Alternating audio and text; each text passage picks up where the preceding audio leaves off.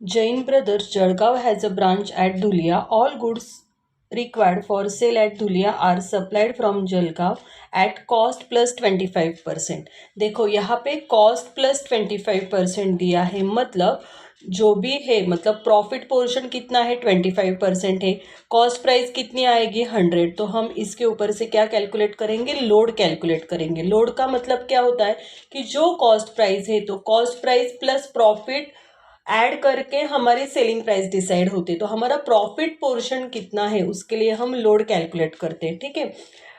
And all cash received at the branch is bank daily in the head office account open in a bank of Dhulia. From the following particulars prepare Dhulia branch account. कौन सा account prepare करने के लिए बोला है, Dhulia branch account prepare करने के लिए बोला है। In the books of Jain brother Jalgaon head office for the year ended 31 मार्च 2022। देखो धुलिया ब्रांच तो हमें प्रिपेयर करना है, लेकिन कभी कभी क्या होता है ना, मिसिंग इन्फॉर्मेशन होती है। मतलब देखो स्टॉक, डेटर्स और पेटी कैश, इन तीनों का ओपनिंग बैलेंस दिया है, तो कभी कभी उसका ओपनिंग बैलेंस पता होता है, लेकिन हमें क्लोजिंग बैलेंस फाइंड आउट करने के लिए भी वो अकाउंट्स ओपन करने जरूरी होते हैं, ठीक है। इसलिए बुक में अगर आप देखोगे तो धुलिया ब्रांच अकाउंट ओपन किया है, उसके बाद डेटर्स अकाउंट ओपन किया है और पेटी कैश अकाउंट ओपन किया है, ठीक है। नेक्स्ट, अभी बैलेंस एज ऑन 1 अप्रैल 2021, मतलब ये ओपनिंग बैलेंस है आपके स्टॉक, डेटर्स और पेटी कैश, ये तीनों के ओपनिंग बैलेंस है। उसके बाद रिटर्न फ्रॉम कस्टमर, कस्टमर को हमने गुड्स क्या किया है, रिटर्न किया है। कस्टमर मतलब हमारे कौन होते हैं, डेटर्स। उसके बाद return goods to head office, head office को हमने गुड्स रिटर्न किया है। देखो हम ब्रांच टॉपिक सीख रहे, तो ब्रांच, हम ब्रांच है, हमें हेड ऑफिस को गुड्स रिटर्न करना है, मतलब ये गुड्स गोज आउट, इसलिए ये क्रेडिट साइड में आएगा। अगर रिटर्न फ्रॉम कस्टमर है, कस्टमर से हमें गुड्स आता है हमारे पास, तो उसका इफेक्ट डेटर्स में होता है। तो debtors are giver, customer are giver, इसलिए डेटर्स के क्रेडिट साइड में आएगा। उसके बाद बैड डेब्ट्स रिटर्न ऑफ। देखो बैड डेब्ट्स किसके ऊपर निकालते हैं हम, डेटर्स के ऊपर। तो डेटर्स हमारे कम हो जाएंगे, तो इसका इफेक्ट आपका कहाँ पे जाने वाला है, डेटर्स अकाउंट में जाएगा। उसके बाद है बैड डेब्ट्स प्रोविजन। देखो बैड डेब्ट्स प्रोविजन का इफेक्ट आपको डेटर्स में नहीं देना है, हमने क्या करके रखी, यहाँ पे प्रोविजन करके रखी, मतलब आरडीडी वगैरह होता है ना, रिजर्व फॉर डाउटफुल डेब्ट, वैसे है। तो इसका इफेक्ट आपका ब्रांच अकाउंट में आने वाला है। उसके बाद सेलिंग फॉर कैश, हम on cash goods sold out कर रहे हैं, तो ये ब्रांच में जाएगा। रेंट पेएबल, रेंट पेएबल का मतलब क्या होता है, रेंट आउटस्टैंडिंग है। Allowances given to credit customer, credit customer को हमने अलाउंसेस दिया है। क्रेडिट कस्टमर मतलब हमारे कौन होते हैं, डेटर्स होते हैं। तो बैड डेब्ट्स, अलाउंसेस, इसके वजह से हमारे डेटर्स डिक्रीज हो जाते हैं, इसलिए हम ये सब डेटर्स के क्रेडिट साइड में लिखते हैं। नेक्स्ट है branch expenses paid by head office. देखो रेंट, सैलरी और सन्ड्रीज, ये सब एक्सपेंसेस उन्होंने पेड किए हैं। उसके बाद पेटी कैश एक्सपेंसेस है, पेटी कैश एक्सपेंसेस अगर हम पेड करेंगे तो इसका इफेक्ट पेटी कैश में जाएगा। टोटल सेल्स दिया है। देखो टोटल सेल्स में कैश सेल्स और क्रेडिट सेल्स दोनों ही रहते हैं, ठीक है ना, तो हमें यहाँ पे थोड़ा सा वर्किंग करना पड़ेगा। उसके बाद है पेटी कैश रेमिटेंस। पेटी कैश रेमिटेंस का मतलब होता है हमारी ब्रांच है, हमें हेड ऑफिस एक्सपेंसेस, पेटी एक्सपेंसेस करने के लिए जो कैश सेंड कर रहे हैं, तो उसको हम क्या बोलते हैं, पेटी कैश रेमिटेंस बोलते हैं। उसके बाद बैलेंस एज ऑन 31 मार्च 2022, मतलब ये आपके पास पूरा क्लोजिंग बैलेंस दिया है, किसका, स्टॉक और डेटर्स का। अगर आप ओपनिंग बैलेंस में देखोगे तो स्टॉक, डेटर्स, पेटी कैश है। क्लोजिंग बैलेंस में देखोगे तो सिर्फ स्टॉक और डेटर्स है, पेटी कैश नहीं है। तो हम पेटी कैश का वैल्यू बाद में फाइंड आउट करेंगे अकाउंट्स प्रिपेयर करके। उसके बाद है goods invoice to branch.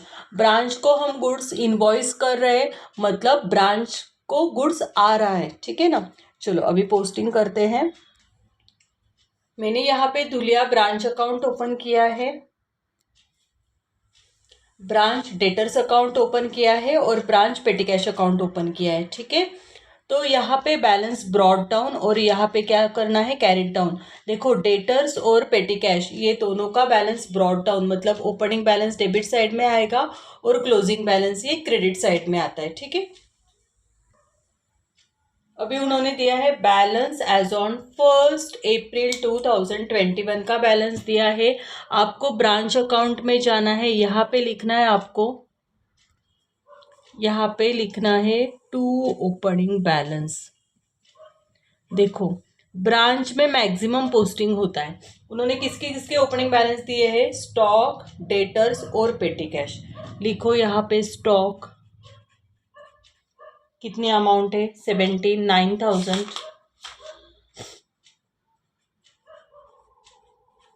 Next है डेटर्स, कितनी अमाउंट है, 1,13,000 है। नेक्स्ट है पेटी कैश,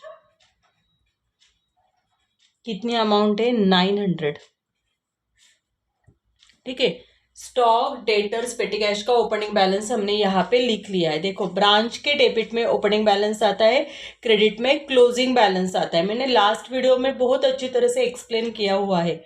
ठीक है, यहाँ पे पूरे जो ओपनिंग बैलेंस है वो लिख लेने हैं और क्रेडिट साइड में क्लोजिंग बैलेंस आएंगे। ठीक है, अभी इसकी टोटल करो, 79,000, 1,13,000 और 900 की टोटल आपकी आ रही है 1,92,900। नेक्स्ट, अभी स्टॉक का हमारे पास सेपरेट अकाउंट नहीं है, लेकिन डेटर्स और पेटी कैश का हमारे पास सेपरेट अकाउंट है, इसलिए वहां पे भी जाके हम बैलेंस ब्रॉट डाउन करेंगे। ठीक है, डेटर्स के डेबिट साइड में बैलेंस ब्रॉट डाउन में आपको लिखना है 1,13,000 और पेटी कैश में भी आपको लिखना है बैलेंस ब्रॉट डाउन में कितना है, ओपनिंग बैलेंस उसका 900। नेक्स्ट उन्होंने दिया है रिटर्न फ्रॉम कस्टमर। कस्टमर मतलब हमारे कौन होते हैं, डेटर्स। डेटर्स मतलब क्या होते हैं, कस्टमर्स। ठीक है, तो अभी कस्टमर से हमें गुड्स रिटर्न आया है। देखो ब्रांच के डेबिट में हमेशा याद रखना ओपनिंग बैलेंस आएगा और क्रेडिट सेल्स आएगा। क्रेडिट सेल्स मैक्सिमम टाइम यही दो आइटम आते हैं। ठीक है, उसके बाद सब पूरा पोस्टिंग आपका क्रेडिट साइड में होने वाला है। अगर डेटर्स कस्टमर से हमें गुड्स रिटर्न आता है तो हमारे डेटर्स डिक्रीज होने वाले हैं। ठीक है ना, तो ये यहाँ पे आएगा, या डेटर्स आर गिवर, यहाँ पे लिखो by returns from customers. Returns from customers amount है 4,000।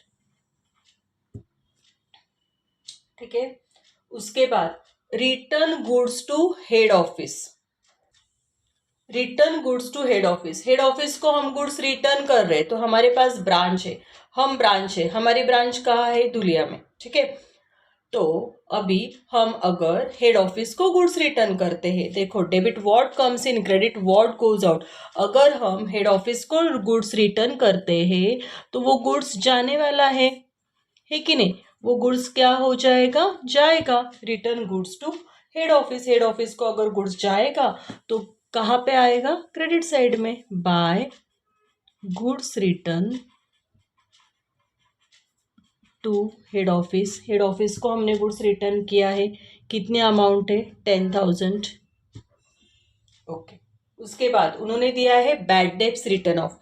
बैड डेब्ट्स कहाँ पे आएगा, बैड डेब्ट्स डेटर्स में आएगा। क्या किया है उन्होंने, बैड डेब्ट्स रिटर्न ऑफ है। ठीक है, तो कहाँ पे आएगा, डेटर्स में। डेटर्स के कौन से साइड में आएगा, क्रेडिट साइड में। देखो अगर हम गुड्स हमें रिटर्न करते हैं, कौन करते हैं, कस्टमर, तो हमारे डेटर्स कम हो जाते हैं। अगर बैड डेब्ट्स होता है, बैड डेब्ट्स मतलब क्या होता है कि which amount which are not recoverable from debtors. Debtors जो अमाउंट हमें नहीं देंगे तो हमारे डेटर्स ऑटोमेटिकली कम ही होने वाले ना। तो यहाँ पे हमने क्या लिखा है, बैड डेब्ट्स। क्या लिखा है, बैड डेब्ट्स। ओके, उसके बाद उन्होंने दिया है बैड डेब्ट्स प्रोविजन। प्रोविजन करके रखिए बैड डेब्ट्स है, एक्चुअल बैड डेब्ट्स नहीं है। अगर एक्चुअल बैड डेब्ट्स है तो वो डेटर्स में आएंगे, लेकिन बैड डेब्ट्स की प्रोविजन करके रखिए, मतलब आरडीडी होता है। तो बैड डेब्ट्स प्रोविजन आपका जाने वाला है ब्रांच अकाउंट के डेबिट साइड में। ब्रांच अकाउंट के डेबिट साइड में आपको लिखना है बैड डेब्ट्स प्रोविजन। देखो हम 11th में क्या करते थे, 11th-12th में फाइनल अकाउंट्स में वहाँ पे फॉर्मेट बनाते थे ना, to RDD, add bad debts, add further bad debts, add new RDD, less old RDD. मतलब ये बैड डेब्ट्स प्रोविजन है, आरडीडी जैसे होता है वैसे ये प्रोविजन है। कितनी की प्रोविजन करके रखी हमने, 2100 की। तो बैड डेब्ट्स प्रोविजन अगर आता है तो ब्रांच के डेबिट में लिखना है, और सिर्फ बैड डेब्ट्स आता है, बैड डेब्ट्स रिटर्न ऑफ आता है तो उसका इफेक्ट डेटर्स में होता है। ठीक है। उसके बाद उन्होंने दिया है सेलिंग फॉर कैश, मतलब हमने कैश सेल्स किया है, गुड्स सोल्ड आउट किया है। किस में किया है, कैश में किया है। कहाँ पे आएगा, देखो गुड्स गोज आउट, लिखो यहाँ पे by cash sales. Goods sold किया है, कितने का गुड्स सोल्ड किया है, cash sales 14,000, goods goes out, है कि नहीं। नेक्स्ट उन्होंने दिया है रेंट पेएबल। रेंट पेएबल मतलब क्या होता है, इसका मतलब क्या होता है, रेंट जो है वो हमारा क्या है, आउटस्टैंडिंग है, रेंट पेएबल है। ठीक है। तो रेंट पेएबल कहाँ पे आएगा, ये हमारा एक्सपेंसेस है, ये हमारा क्या है, एक्सपेंसेस है। यहाँ पे ब्रांच के डेबिट साइड में एक्सपेंसेस भी आते हैं, तो लिखो यहाँ पे रेंट पेएबल। ठीक है। देखो ब्रांच में क्या क्या पोस्टिंग होता है, ओपनिंग बैलेंस, क्लोजिंग बैलेंस लिखा करो। उसके बाद एक्सपेंसेस होते हैं, उसके बाद अगर गुड्स आता है हमें या गुड्स रिटर्न होता है तो वो भी ब्रांच में आता है। ठीक है। Rent payable. उसके बाद उन्होंने दिया है allowance given to credit customer. Credit customer का मतलब क्या होता है, डेटर्स। तो डेटर्स को अगर हमने अलाउंसेस दिए हैं तो उसका इफेक्ट कहाँ पे जाएगा, डेटर्स के क्रेडिट साइड में जाएगा, by allowances. Allowances to credit customer 4,500।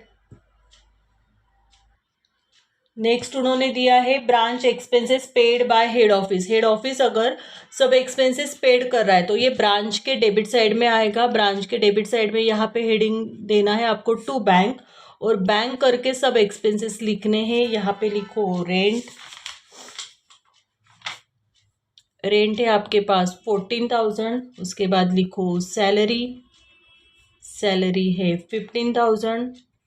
फिर सन्ड्रीज, सन्ड्रीज की अमाउंट है 7,000। ठीक है।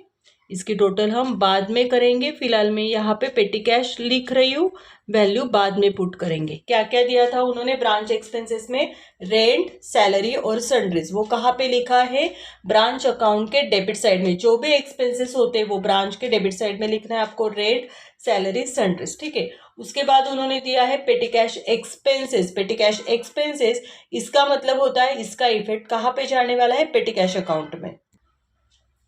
देखो पेटी कैश में बैलेंस ब्रॉट डाउन डेबिट में आएगा, कैरिड डाउन क्रेडिट में आएगा। यहाँ पे आएगा पेटी कैश एक्सपेंसेस, हमेशा याद रखो क्रेडिट में एक्सपेंसेस आता है, और यहाँ पे आता है पेटी कैश रेमिटेंस।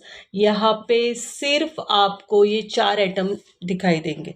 ठीक है। Brought down, carried down, opening balance, closing balance, expenses और पेटी कैश रेमिटेंस। रेमिटेंस का मतलब होता है जो हमें कैश हेड ऑफिस एक्सपेंसेस करने के लिए देती है हमें, मतलब ब्रांच को, तो वो यहाँ पे आती है। ठीक है। तो पेटी कैश एक्सपेंसेस कितने हमारे पास, 2,400। ओके। उसके बाद उन्होंने दिया है टोटल सेल्स। तो हमें यहाँ पे क्या करना पड़ेगा, टोटल सेल्स कितना है, सेल्स 3,49,000।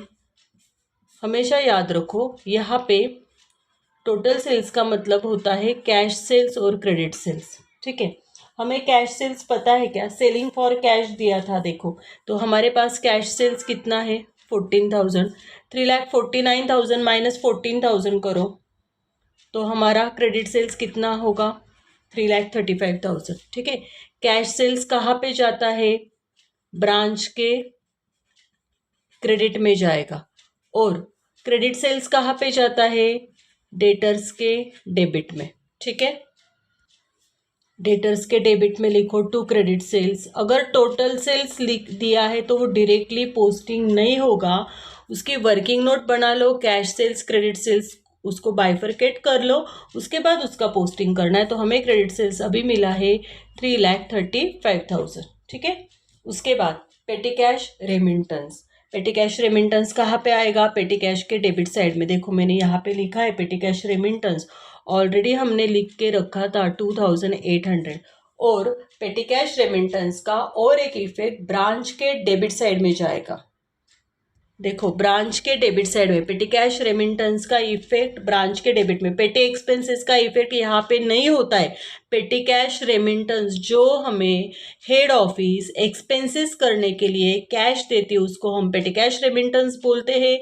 उसके दो इफेक्ट होते हैं, एक जाता है पेटी कैश के डेबिट में, दूसरा जाता है ब्रांच अकाउंट के डेबिट में। आप क्या करो, साइड में एक पेज बना लो और वहाँ पे नोट्स लिखा करो जो जो मैंने इफेक्ट्स बताए हैं। बाद में मैं वीडियो बनाने वाली हूँ उसका, लेकिन अभी आपको क्या करना है, साइड में एक पेज लेना है और उसके ऊपर लिखना है कि पेटी कैश रेमिटेंस के इफेक्ट कहाँ पे होते हैं।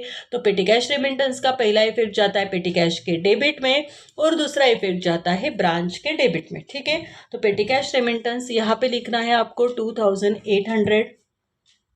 करो इसकी टोटल 14, 15, 7 और 2800 की टोटल आपकी आ रही है यहाँ पे 38,800। उसके बाद क्या करना है आपको, पेटी कैश हो गया।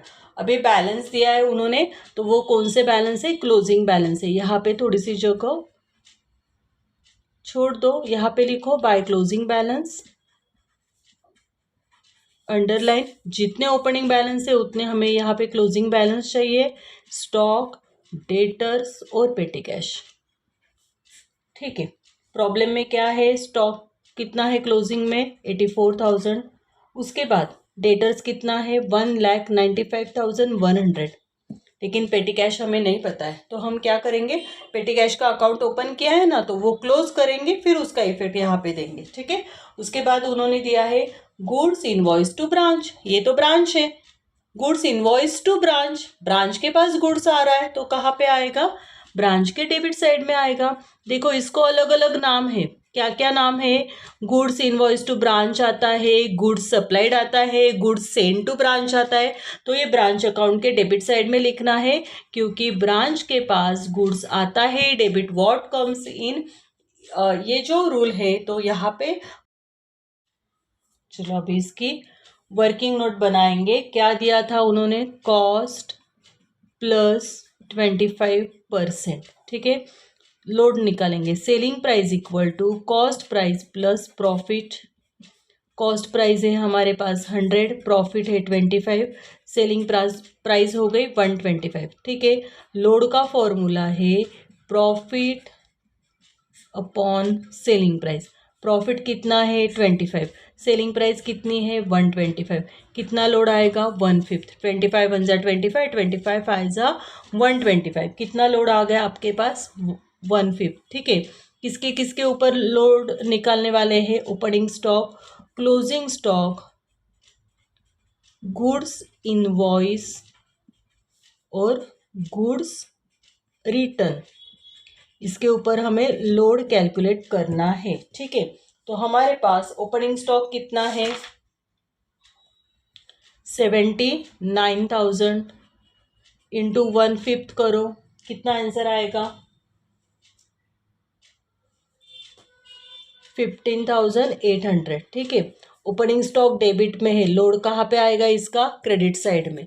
उसके बाद क्लोजिंग स्टॉक हमारे पास कितना है 84,000 इंटू 1/5 करो,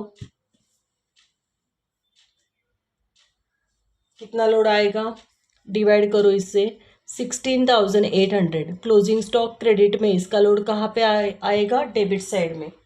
goods invoice, goods send to branch कितना दिया, या गुड्स इनवॉइस कितना दिया है 2,50,000 इंटू 1/5, कितना आएगा 50,000। गुड्स इनवॉइस डेबिट में था, लोड कहाँ पे आएगा? क्रेडिट में। क्रॉस में लोड देने हैं, ये सब जो अमाउंट्स वैल्यूज है वो आपको ब्रांच अकाउंट में मिल जाएगी। उसके बाद गुड्स रिटर्न कितना था, देखो गुड्स सेंड टू ब्रांच था, गुड्स रिटर्न 10,000 है, 10,000 इंटू 1/5, कितना लोड आएगा यहाँ पे 2,000। गुड्स रिटर्न क्रेडिट में है, इसका लोड कहाँ पे आने वाला है? डेबिट साइड में आएगा। ठीक है, अभी ये सब लोड हम कहाँ पे ट्रांसफर करने वाले हैं, ब्रांच अकाउंट में। ओपनिंग स्टॉक और क्लोजिंग स्टॉक का लोड ट्रांसफर जब हम करेंगे तब उसको स्टॉक रिजर्व नाम देना है, और गुड्स इनवॉइस और गुड्स रिटर्न का लोड ट्रांसफर करेंगे तो वही नाम आने वाला है, सिर्फ ब्रैकेट में लोड लिख देना। ओके, ठीक है। चलो, ओपनिंग स्टॉक का लोड कहाँ पे आने वाला है, ब्रांच के क्रेडिट साइड में लिखो यहाँ पे स्टॉक रिजर्व। ओपनिंग स्टॉक का लोड आया था 15,800।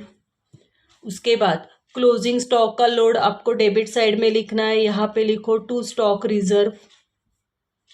क्लोजिंग स्टॉक का लोड हमने, क्लोजिंग स्टॉक क्रेडिट में था तो उसका लोड डेबिट साइड में लिखना है, कितना आया था 16,800। उसके बाद था गुड्स इनवॉइस। गुड्स इनवॉइस का लोड कितना आया था, गुड्स सेंड टू ब्रांच 50,000। ठीक है, लिखो यहाँ पे गुड्स इनवॉइस, ब्रैकेट में आपको लिखना है लोड कितना आया था 50,000। उसके बाद goods return, goods return credit में है तो उसका लोड कहाँ पे आएगा, डेबिट साइड में लिखो यहाँ पे टू गुड्स रिटर्न, ब्रैकेट में लोड कितना लोड आने वाला है वो 2,000। ठीक है, पूरा पोस्टिंग हो गया है। अभी हम एक एक करके अकाउंट क्लोज करेंगे। पहले हम डेटर्स को क्लोज करते हैं। डेटर्स क्लोज करना है, देखो डेबिट साइड की टोटल आपकी आएगी 4,48,000। क्रेडिट में लिखो 4,48,000। डेटर्स का क्लोजिंग बैलेंस हमें पता था, कहाँ से आया था, देखो ब्रांच के क्रेडिट साइड में ग्रुप बनाया हमने, स्टॉक, डेटर्स और पेटी कैश। तो डेटर्स का क्लोजिंग बैलेंस कितना दिया है उन्होंने, 1,95,100। ठीक है, चलो अभी ये क्लोज करो तो यहाँ पे डिफरेंस आएगा, और जो डिफरेंस आएगा अगर कैरिड डाउन पता है तो ऊपर डिफरेंस आएगा तो उसको नाम देना है by cash collection from debtors. अगर क्लोजिंग बैलेंस नहीं पता है तो हम उसको कैरिड डाउन नाम देंगे। ठीक है, अभी क्लोजिंग बैलेंस पता था इसलिए कैश कलेक्शन फ्रॉम डेटर्स 448 से ये सब माइनस करो तो आपका वहाँ पे डिफरेंस आ रहा है 2,43,400। ये आ गया कैश कलेक्शन फ्रॉम डेटर्स। अभी कैश कलेक्शन फ्रॉम डेटर्स का इफेक्ट कहाँ पे जाएगा, ब्रांच में जाएगा। कहाँ पे जाएगा, ब्रांच में। ब्रांच के कौन से साइड में जाएगा, क्रेडिट साइड में। क्रेडिट साइड में लिखो बाय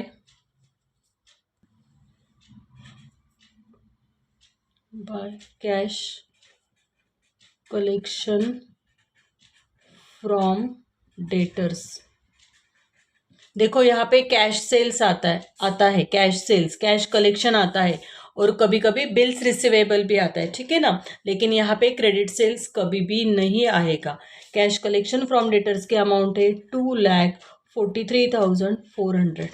ठीक है, नेक्स्ट हमें पेटी कैश क्लोज करना है। पेटी कैश की डेबिट साइड की टोटल, डेबिट की टोटल आ रही है आपकी 3,700।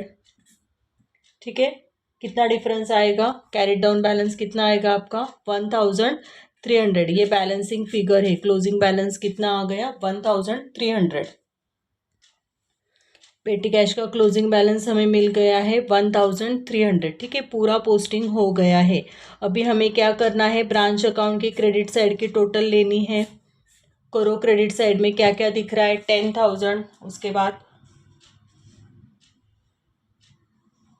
14,000 है, 15,800, 50,000, 2,34,400 है, और क्लोजिंग बैलेंस की टोटल ले लो यहाँ पे 84, 195, 100, 1,300। इसकी टोटल आएगी आपकी 2,80,400। ठीक है, चलो पूरी टोटल करो। यहाँ पे आपकी टोटल आ रही 6,13,600। डेबिट साइड में लिख लो 6,13,600। अभी ये पूरा माइनस कर लो, क्या है अमाउंट 1,92,900, उसके बाद 2,100, 1,000, 38,800, 2,50,000, 16,800 और 2,000। ये सब माइनस करो तो आपका डिफरेंस आ रहा है यहाँ पे 1,10,000। ये बैलेंसिंग फिगर है, इसको आपको नाम देना है to general profit and loss, bracket में लिखना है नेट प्रॉफिट। ओके।